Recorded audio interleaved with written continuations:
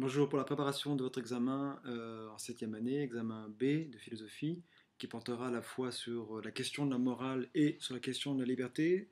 Sur la question de la morale, nous avons vu sensiblement la même chose dans les trois classes de philosophie, les quatre classes de philosophie, grosso modo.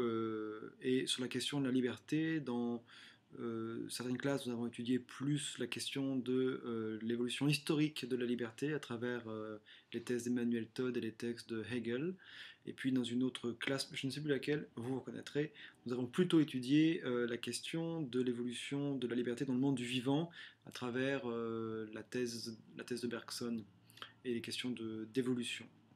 Alors, pour la question de la morale, dans votre manuel, vous pouvez vous entraîner, par exemple, avec un texte de Kant à la page 306. En fait, il y a deux textes de Kant qui sont pas mal ici.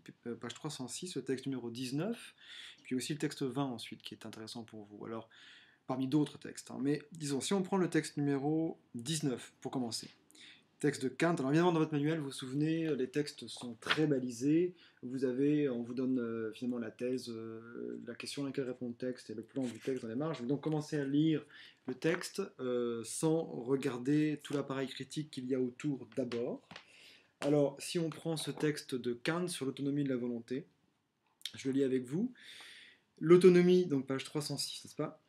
L'autonomie, et vous vous souvenez l'autonomie? On a étudié ça, j'ai même pas besoin d'aller lire la note. Autonomie du grec auto, soi-même, nomos, la loi. Se donner à soi-même sa propre loi, c'est ça. Alors, l'autonomie de la volonté, nous dit Kant, est cette propriété qu'a la volonté d'être à elle-même sa propre loi. C'est bien le sens étymologique du mot autonomie, indépendamment de la nature des objets du vouloir. Qu'est-ce qu'il veut dire? Indépendamment de la nature des objets du vouloir. D'accord, c'est pas par rapport à ce que je veux que je suis autonome, c'est la manière dont je le veux. Ok.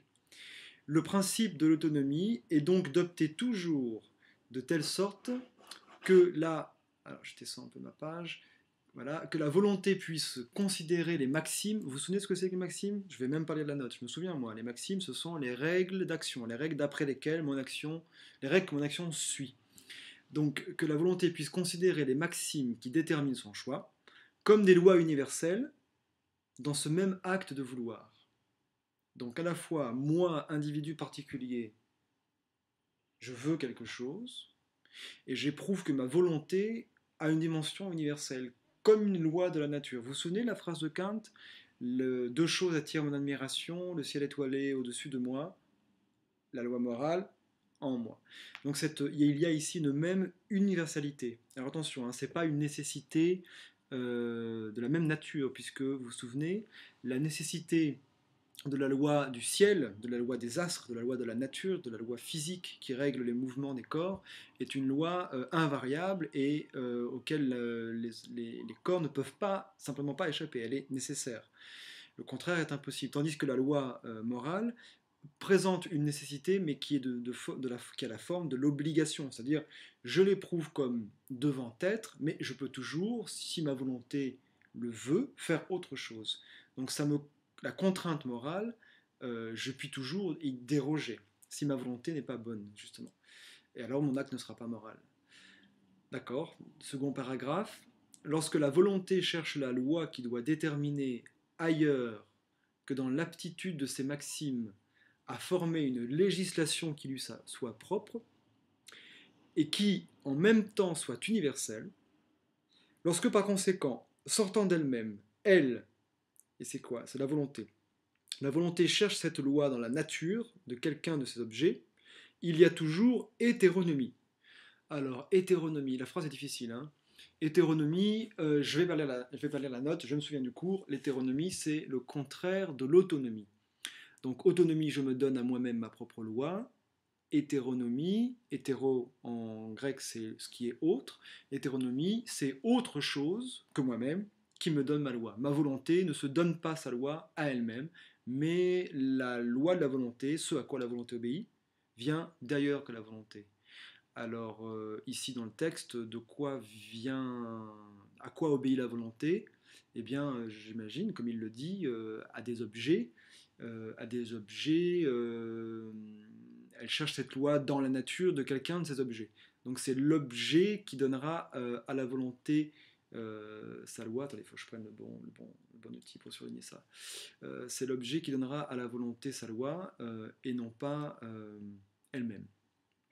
Ce n'est pas alors la volonté qui se donne elle-même sa loi, mais dit, j'aurais dû mieux fait lire ce qu'il dit ensuite, hein, c'est ce qu'il dit, mais c'est l'objet qui la lui donne par son rapport à elle. Je suis dominé par l'objet et non pas par la loi morale. Bon, donc vous voyez qu'il y a 2 paragraphes dans ce texte. Kant ne fait pas exactement la même chose dans les 2 paragraphes. Alors on va devoir chercher quelle est la thèse du texte et l'idée générale et quel est le plan du texte. Alors la thèse du texte, pour ça il faut se demander quels sont les termes, les mots qui vont devoir intervenir dans la thèse du texte. Eh bien, sans doute le mot volonté me semble ça me semble être un mot quand même important. Je regarde si mon outil marche, voilà ça. Alors le mot volonté, attendez, je ne maîtrise pas tout à fait mon outil les amis. Voilà, sinon ça ne marche pas, je fais comme ça. Alors le mot volonté, j'y suis, voilà. L'autonomie de la web, excusez-moi, voilà.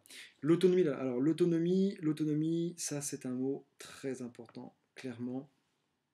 Et je vais le surligner avec cet outil-là. Alors l'autonomie, le mot volonté est clairement important. Cette propriété qu'a la volonté d'être à elle-même sa propre loi. Autrement dit, donc dans le premier paragraphe, qu'est-ce qu'il fait? Il définit ce qu'il faut entendre par autonomie. Oups, oh là là, ne paniquez pas, excusez-moi, c'est expérimental, l'image va revenir, voilà.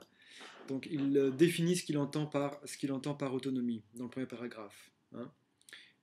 Donc je reviens au second paragraphe. Excusez-moi, j'ai scanné ça vite fait, j'ai pas mis tout ça sur une page. Donc dans le premier paragraphe, manifestement, il définit l'autonomie. Donc l'autonomie de la volonté, ça doit être dans la thèse. Et dans le second paragraphe, quelles sont les idées importantes? Eh bien, il parle de l'hétéronomie, donc du contraire. Le mot, qu'est-ce qu'on a d'autre comme mot important ici? La notion de maxime, c'était déjà dans le premier paragraphe. La notion de loi universelle, dans le premier paragraphe, je suis allé trop vite, c'est important. Vous voyez, c'est un peu improvisé ce que je fais là, mais quand même, je vous le fais. La notion de loi universelle, la notion de maxime, la notion d'autonomie de la volonté. Et puis en fait, dans le second paragraphe, c'est ce qu'il fait, il raconte qu'est-ce qui se passe quand la volonté n'est pas autonome. Donc le plan du texte est assez simple. Première partie, définition de ce qu'est l'autonomie, et seconde partie, définition de ce qu'est l'hétéronomie. Maintenant, donc, quelle est la thèse du texte?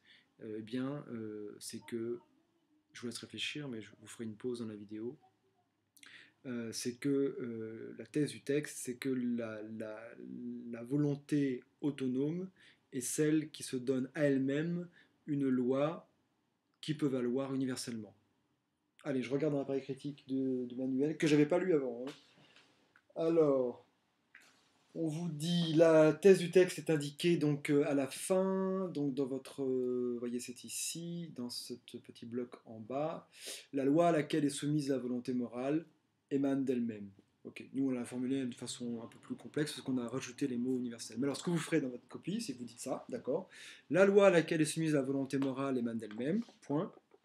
Autrement dit, la volonté morale se donne à elle-même et non pas de l'extérieur une loi pouvant valoir universellement. Vous vous rappelez, hein, la loi qui peut valoir universellement, c'est bien le propre de la loi morale. C'est ce que Kant appelle, alors reprenons le cours, c'est ce que Kant appelle l'impératif, le commandement, l'impératif catégorique. Catégorique, c'est-à-dire, c'est la formule du devoir. L'impératif catégorique, c'est l'impératif qui vaut tout le temps, de façon inconditionnelle. Voilà l'universalité de la loi morale.